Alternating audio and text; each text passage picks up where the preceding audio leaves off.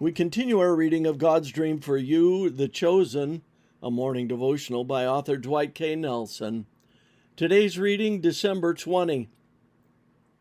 The Jesus Generation, The Tipping Point.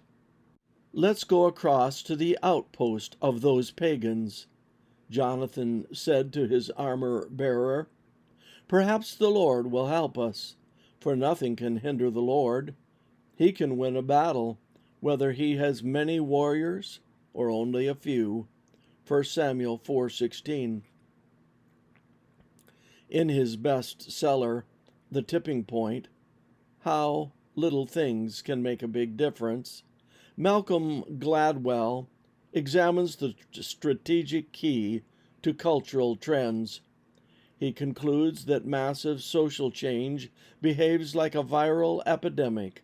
The flu, measles, AIDS.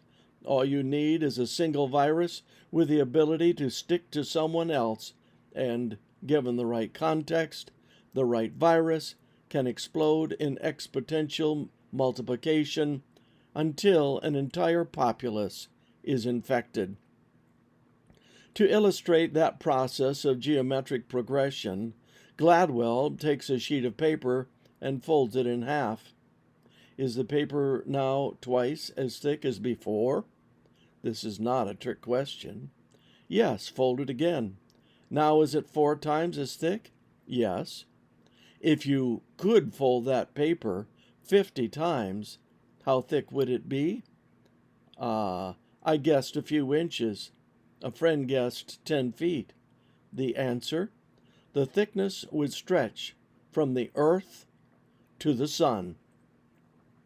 And if you folded it 51 times, from the earth to the sun and back again.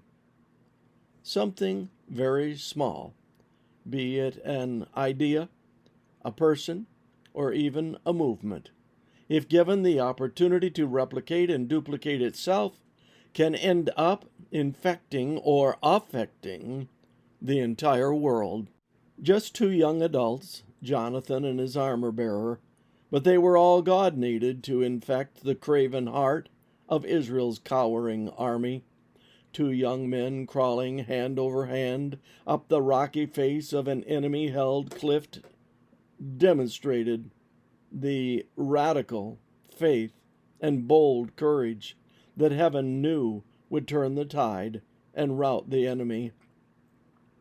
Who can't help but admire the courage of Jonathan, who cried out to his fighting companion, "Come, let's go."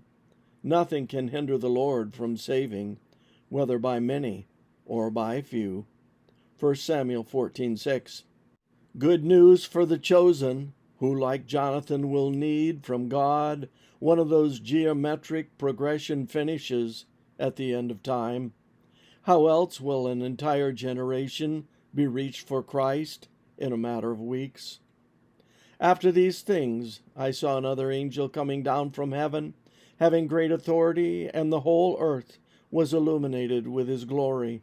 Revelation 18:1.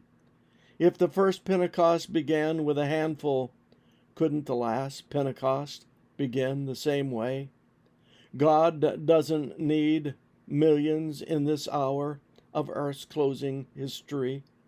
All he needs are 2 of you, and if he can't find 2, then 1 will do, even if it's 1 boy against a towering giant for God's glory. This concludes our reading today of God's Dream for You, The Chosen.